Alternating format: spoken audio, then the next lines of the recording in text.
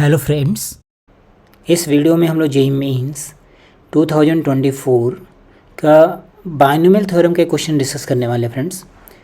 देखिए, पेपर में क्वेश्चंस जो होते हैं ना, बहुत सारी वैरायटी के आते हैं फ्रेंड्स। कुछ इजी होते हैं, कुछ टफ होते हैं। तो जैसे ये वाला क्वेश्चन ये बहुत ईजी है, तो आप जैसे आपको आइडेंटिफाई करने आना चाहिए कि क्वेश्चन ईजी है या टफ है। उसके हिसाब से उसको तुरंत क्रैक करके आप बिल्कुल 100% करेक्ट आंसर निकालें, क्योंकि कैलकुलेशन एरर बहुत ज़्यादा होती है। कई बार हम लोग इजी क्वेश्चन देखते हैं और घबराहट में या फिर फ्री होकर के बिल्कुल सॉल्व करते हैं और क्वेश्चन रॉन्ग कर देते हैं। तो ऐसी सिचुएशन हमें अवॉइड करना चाहिए। तो यहाँ पे देखिए कह रहा है कि m and n be the coefficient of 7th and 13th term. It means ये जो बाइनोमियल लिखा हुआ है इसका 7th और 13th टर्म m और n दे रखा है। तो पहले आपको जनरल टर्म लिखने आना चाहिए फ्रेंड्स। जनरल टर्म अगर हमें लिखने आता तो हमारा काम हो गया। सपोज कीजिए x plus y to the power n लिखा हुआ है, तो इसका t r plus 1th term, इसको कौन सा बोलते हैं, r प्लस 1th टर्म। इसकी वैल्यू किसके इक्वल होती है, इसकी वैल्यू इक्वल होती है n c या r फर्स्ट टर्म, मतलब x to the power n minus r, इन दोनों का डिफरेंस, अपर इंडेक्स और लोअर इंडेक्स का, y to the power r। तो ये बस आपको मालूम होना चाहिए, इसी का यूज हमें करना है यहाँ पे। तो आपको वो याद हो गया होगा डेटा। चलिए मैं यहाँ पे अप्लाई करके दिखाता हूँ।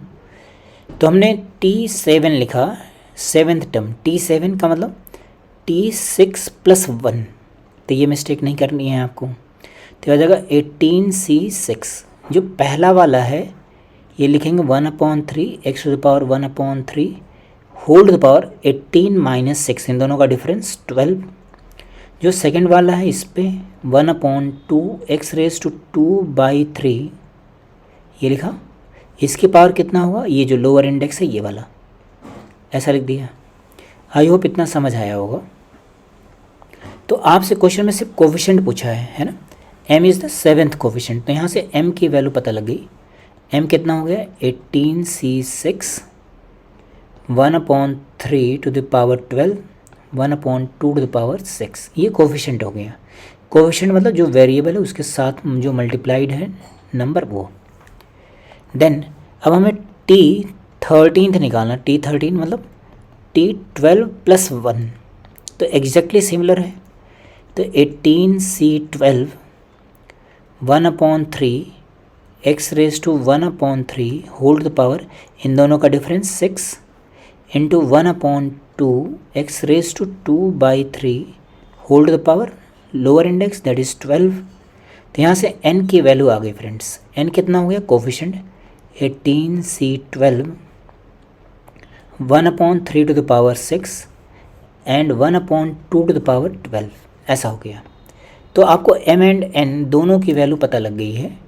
तो देखिए कितना इजीली हमें वैल्यू पता लग गया, डायरेक्ट फार्मूला है ना। अब आपको ये वाली वैल्यू चाहिए n/m।